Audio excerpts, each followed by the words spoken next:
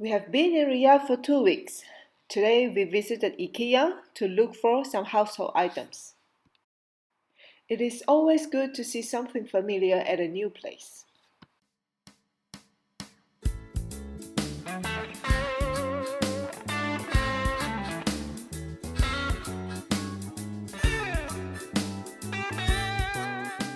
We had lunch first before going around. This was my first time eating at IKEA and I had a good experience.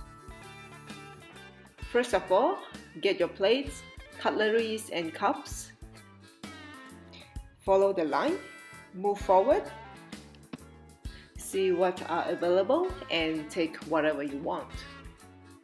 There are hot food, salad, dessert and a variety of drinks.